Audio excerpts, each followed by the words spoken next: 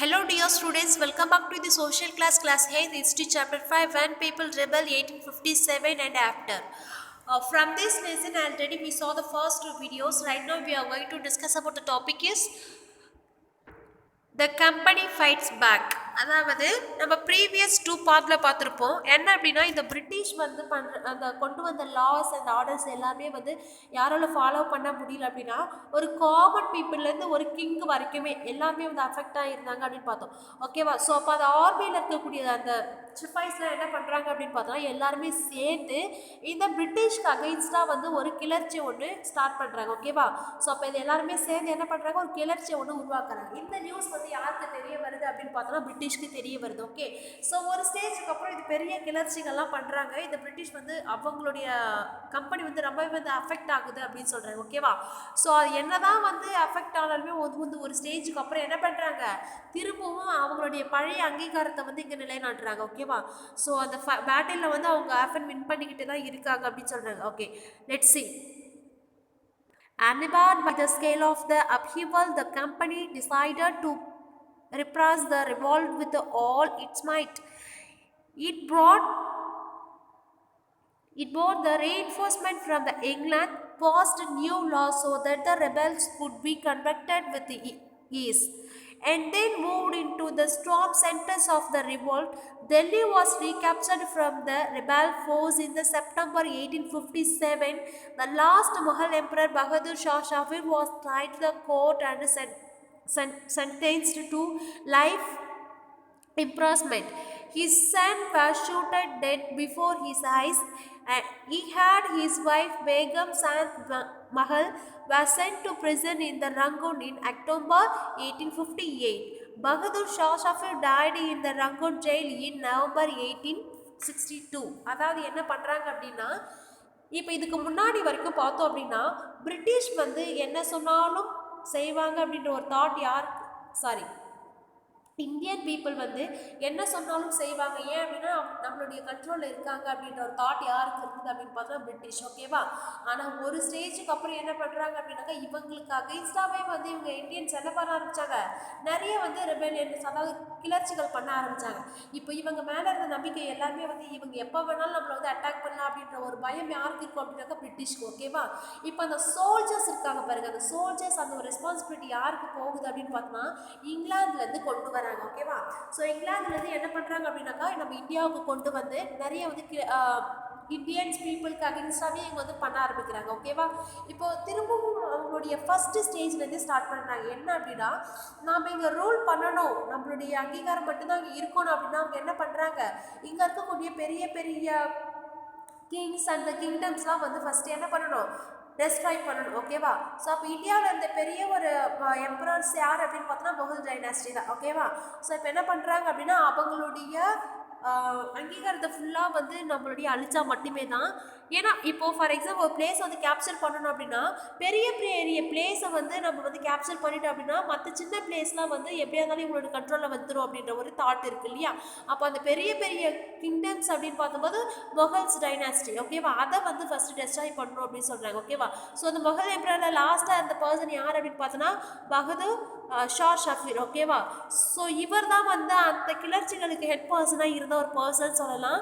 So அந்த போராட்டங்கள் என்ன பண்ணுறாங்க அப்படின்னா இவருடைய சன்னை வந்து பகதூர் இருக்கார் இல்லையா, அவரோட சன்னை வந்து அவருக்கு கண் முன்னாடியே வந்து ஷூட் பண்ணி வந்து என்ன பண்ணுறாங்க, கில் பண்ணுறாங்க. ஓகேவா? அதுக்கு அடுத்தது என்ன பண்ணுவாங்க அப்படின்னா இவர் வந்து அவங்களுக்கு அகைன்ஸ்டாக இருக்கிறதுல மற்ற ரீசன்ஸ் சொல்லி அவங்களுடைய ஒய்ஃப் அவரையுமே என்ன பண்ணுறாங்க, ஜெயிலில் போட்டுருவாங்க. ஓகேவா? ஸோ அது வந்து எப்போ நடக்குது அப்படின்னு பார்த்தா 1858. ஸோ இவர் கொஞ்சம் வயதான பர்சன் அப்படின்றதால வந்து நவம்பர் 1862 வந்து அந்த ஜெயிலே இறந்துடுறாரு. எங்கே அப்படின்னு பார்த்தா ரங்கூனில் இறந்துடுறாரு. The next one, the recapture of Delhi, however, did not mean that the rebellion died down after that. People continued to resist under the battle. The British had to fight for 2 years to suppress the massive force of people rebellion. அதாவது என்ன பண்ணுறாங்க அப்படின்னா இப்போ இந்த British வந்து நிறைய வந்து இந்த இந்தியன் பீப்புளுக்கு வந்து அகைன்ஸ்டாக பண்ணுறாங்க இல்லையா. ஸோ என்னதான் வந்து ரொம்ப பவர்ஃபுல்லாக வந்து ரிபெலியன்ஸ் பண்ணாலுமே கூட அந்த இந்த இந்தியன் பீப்புள் வந்து அந்த அளவுக்கு பயந்து போகலை அப்படின்னு சொல்கிறாங்க. ஓகேவா. அதாவது ஸோ டெல்லியை வந்து இந்த போராட்டங்களுக்கு அப்புறம் ரீகேப்சர் பண்ணுறாங்க. அதுக்கு அடுத்ததுமே மக்கள் என்ன பண்ணிக்கிட்டு தான் இருக்காங்க அப்படின்னா இந்த பிரிட்டிஷ்க்கு அகைன்ஸ்டாக வந்து நிறைய கிளர்ச்சிகள்லாம் பண்ணிக்கிட்டு தான் இருக்காங்க அப்படின்னு சொல்கிறாங்க. Then, Lucknow was taken in March 1858. Rani Lakshmibai was defeated and killed in June 1858. Then, இங்கே என்ன அப்படின்னு பார்த்தோன்னா இப்போ எல்லா கண்ட்ரோலுமே வந்து திரும்ப திரும்ப இவங்களுக்கு கீழே வர வர மக்கள் வந்து முன்னாடி இந்த மாதிரி பயந்துக்கிட்டுலாம் இல்லை, எதுவுமே கிரிட்டிசைஸ் பண்ணாமல் இல்லை, எல்லாருமே இவங்க வந்து ரியாக்ட் பண்ணிக்கிட்டு என்ன ஒரு மூமெண்ட் வந்தாலும் அதுக்கு அகெயின்ஸ்டாக வந்து மக்கள் வந்து ரியாக்ட் பண்ணிக்கிட்டு தான் இருந்தாங்க. ஓகேவா. ஸோ இப்போ இங்கே என்ன பண்ணுறாங்க அப்படின்னா லக்னோ வந்து இவங்களுடைய கண்ட்ரோலில் வச்சுக்கிறாங்க. ஸோ அதுக்கப்புறம் அதாவது இவங்களுடைய கண்ட்ரோலில் வந்ததுக்கப்புறம் மார்ச் 1856 ஓகேவா இவங்களுடைய கண்ட்ரோலில் வந்தது. ஸோ அங்கே தான் ராணி லக்ஷ்மிபாய் இருக்காங்க இல்லையா, அவங்களை என்ன பண்ணுறாங்க அப்படின்னா ஜூன் 1858 கில் பண்ணிடுறாங்க. தென் Thania Top escaped to the jungle of the central India and continued to fight a guerrilla war with the support of many tribal and peasant leaders. He was captured, tried and killed in April 1859. அதாவது so இந்த லக்னோவில் வந்து இவங்க capture பண்ணதுக்கப்புறம் அங்கேருந்து ராணி லக்ஷ்மிபாயை வந்து இப்போ என்ன பண்ணுறாங்க அப்படின்னா கில் பண்ணிடுறாங்க இல்லையா. அதிலிருந்து எஸ்கேப் ஆன ஒரு பர்சன் தான் யார் அப்படின்னு பார்த்தோன்னா தாண்டியா டோப். ஓகேவா. ஸோ இவர் என்ன பண்ணுறாரு அப்படின்னு பார்த்தோன்னா அங்கேருந்து எஸ்கேப் ஆகி ஒரு ஜங்கல் சூழலை என்டர் ஆகுறாரு, அதாவது சென்ட்ரல் இந்தியாவில் நுழைஞ்சிடுறாரு. ஸோ இவர் என்ன பண்ணுறாரு, ஆஃபன் வந்து அந்த ஃபைட் வந்து கண்டினியூ பண்ணிகிட்டே இருக்கார். யாருக்கு அகெயின்ஸ்டாக அப்படின்னு பார்த்தோன்னா பிரிட்டிஷ்க்கு அகெயின்ஸ்டாக வந்து ஒரு ஃபைட்டை வந்து கண்டினியூ பண்ணிக்கிட்டே இருக்காரு. ஓகேவா. ஸோ இது எப்படி வந்து இதை வந்து என்ன சொல்கிறாங்க அப்படின்னு பார்த்தோன்னா ஒரு கொரில்லா வார் அப்படின்னு சொல்கிறாரு. ஓகேவா. என்ன வார், கொரில்லா வார் அப்படின்னு சொல்லுவாங்க. ஏன் இதை கொரில்லா வார்னு சொல்கிறாங்க, இது யார் வந்து சப்போர்ட் பண்ணா அப்படின்னு பார்த்தோன்னா அங்கே இருக்கக்கூடிய many tribal and the peasant leaders, அதாவது விவசாயிகள் தலைவர்லாம் இருப்பாங்க இல்லையா, இவங்கெல்லாம் சேர்ந்து இவருக்கு ஹெல்ப் பண்ணுறாங்க. ஓகேவா. ஸோ இந்த கொரில்லா வார் அப்படின்றது என்ன அப்படின்னு பார்த்தோன்னா டேரெக்டாக வந்து இப்போது வந்து ஃபைட்டாக நடக்குது அப்படின்னாக்கா டேரெக்டாக வந்து பண்ணுவாங்க இல்லையா. ஆனால் இவங்க என்ன அப்படின்னு பார்த்தோன்னா மறைமுகமாக வந்து மக்களை வந்து ஃபைட் பண்ணுவாங்க, மறைமுகமாக வந்து தாக்குவாங்க, அதை தான் வந்து கொரில்லா வார்னு சொல்கிறாங்க. ஸோ இதுவுமே வந்து அந்த பிரிட்டிஷ்க்கு தெரிய வருது. இவர் என்ன பண்ணுறாங்க அப்படின்னா கேப்சர் பண்ணி கில் பண்ணிடுறாங்க. ஓகேவா. அது எப்போ அப்படின்னு பார்த்தா April 1859. Then just a victories against the British had the easy encouraged rebellion. The defeat of the rebellion force encouraged the deserters. The British also tried their best to win back and the loyalty of the people. They annexed the rewards for loyal landlords would be allowed to continue to enjoy traditional right over their lands. These who had rebelled were told that if they were submitted to British and if they had not killed any white people, they would remain safe and their right and claims to land would not be denied. Nevertheless, hundreds of the Shafais rebels, Nawabs and the Rajas were tried and hanged. So என்ன பண்ணாங்க அப்படின்னு பார்த்தோன்னா இப்போ வந்து அவங்களுக்கு ஒரு பயம் இருக்குது. ஓகேவா. அதாவது வந்து இந்தியன் மக்கள் வந்து நமக்கு நமக்கு அகெயின்ஸ்டாக வந்து வந்துட்டாங்க. ஓகேவா. ஸோ இப்போ இவங்களுடைய நம்பிக்கையை வந்து இவங்க கெயின் பண்ணால் மட்டுமே தான் திரும்பவும் அவங்களுடைய அங்கீகாரத்தை வந்து இங்கே நிலைநாட்ட முடியும். ஓகேவா. அதனால் என்ன பண்ணுறாங்க அப்படின்னா ஸோ வந்து மக்களுக்கு வந்து எல்லா ஃப்ரீடம் கொடுக்குற மாதிரி ஒரு ஆக்ட் பண்ணுறாங்க. ஓகேவா. நான் உங்களுக்கு எல்லா ஃப்ரீடமும் கொடுக்குறேன், ஸோ நீங்கள் இங்கேயே இருக்கலாம், உங்களுடைய ட்ரெடிஷ்னலை வந்து நீங்கள் ஃபாலோ பண்ணிக்கலாம். தென் இந்த லேண்ட்லாம் வந்து உங்களுக்கு என்ன லேண்ட்லாம் வந்து உங்ககிட்ட நான் கைப்பற்றணும் எல்லாத்தையுமே உங்ககிட்ட வந்து கொடுத்துட்றேன் அப்படின்ற மாதிரி நல்லாவே வந்து இந்தியன் பீப்புளுக்காக ஃபேவராக இருக்கிற மாதிரி ஆக்ட் பண்ணுறாங்க. ஓகேவா. ஸோ இதெல்லாமே வந்து நம்ப முடியாமல் இருந்த ஒரு சில நவாப்ஸ் அண்ட் த ஷஃபாய்ஸ் அண்ட் த ராஜாஸ் இவங்களெல்லாம் என்ன பண்ணுறாங்க அப்படின்னாக்கா கேப்சர் பண்ணி கில் பண்ணிடுறாங்க. Then after month the British had regained control of the country by the end of 1859, but they could not carry on ruling the land with the same policies anymore. அதாவது இந்த British வந்து என்ன பண்ணுறாங்க அப்படின்னா திரும்பவும் வந்து எப்படி இந்த இந்தியன்ஸ்க்கு அகெயின்ஸ்டாக வந்து நிறைய வந்து போர்லாம் நடத்தி என்ன பண்ணுறாங்க அப்படின்னா திரும்பவும் இவங்களுடைய கண்ட்ரோலை ரீகெயின் பண்ணிக்கிறாங்க. ஓகேவா. ஸோ இந்தியனால வந்து வின் பண்ண முடியல. ஆனால் இதுக்கப்புறம் என்னதான் வந்து அவங்க நியூ லாஸ், அதாவது புது புது சட்டங்கள் கொண்டு வந்தாலும் இதுக்கு முன்னாடி அவங்க அது ஃபாலோ பண்ண மாதிரி இப்போ அந்த ரூல் அந்த லாஸ்க்கு வந்து ஃபாலோ பண்ண மாட்டேன். இந்தியன்ஸ் வந்து ரொம்ப கான்ஃபிடென்ஸாக இருந்தாங்க. ஓகேவா? ஸோ அதுக்கு முன்னாடியும் இப்பயும் வந்து நிறைய சேஞ்சஸ் இருந்தது அப்படின்னு சொல்கிறாங்க.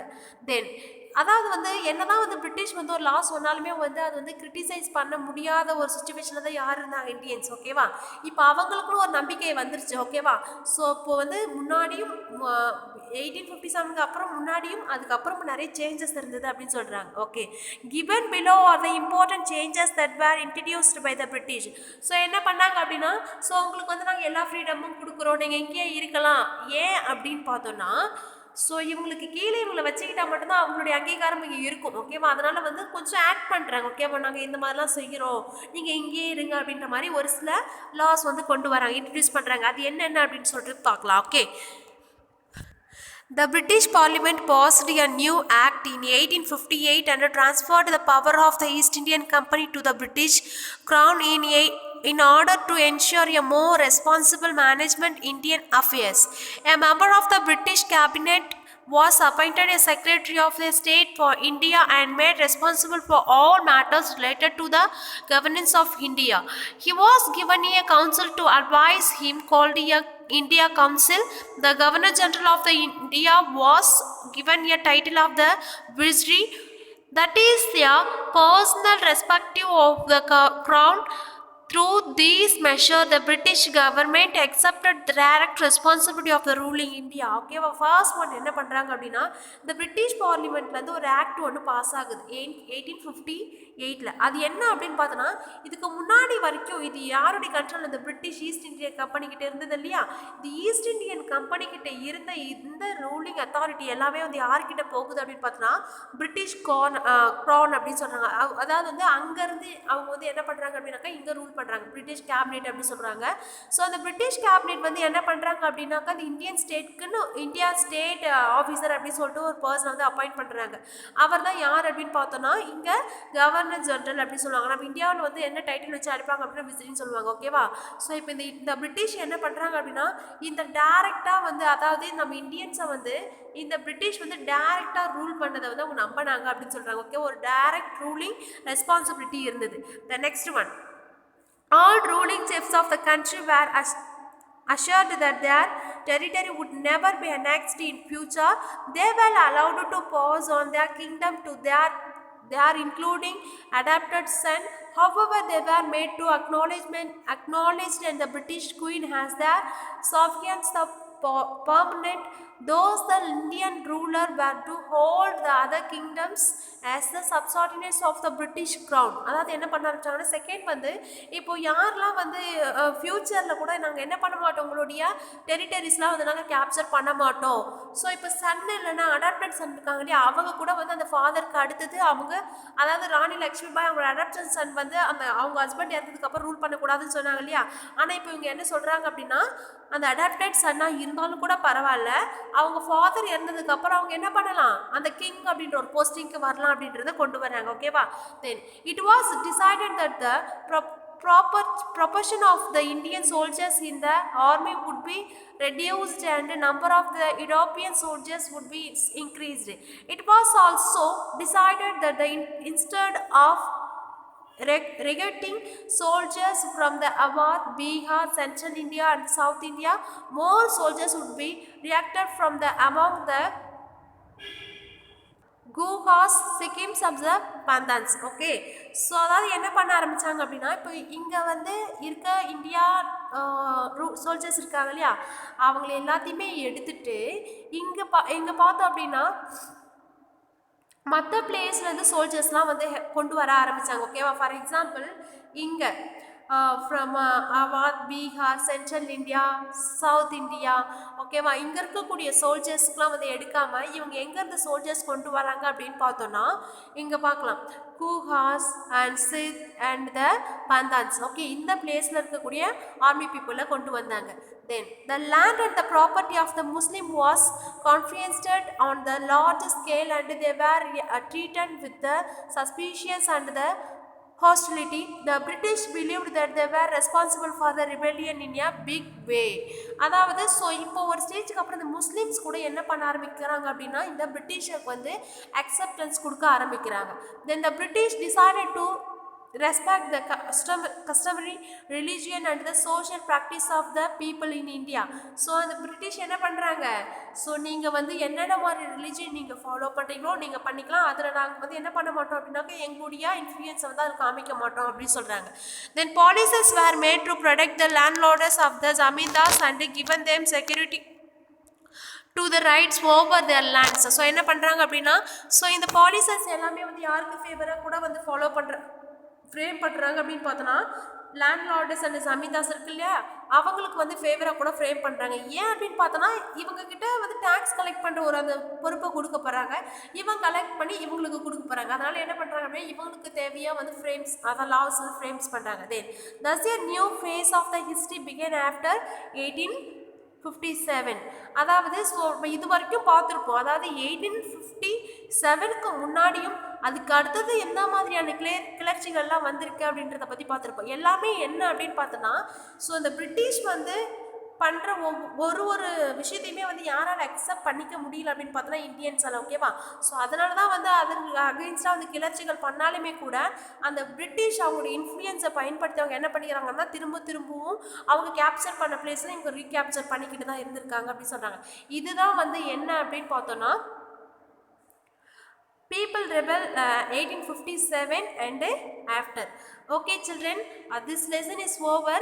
We will see you on the next class. Okay, thank you to all.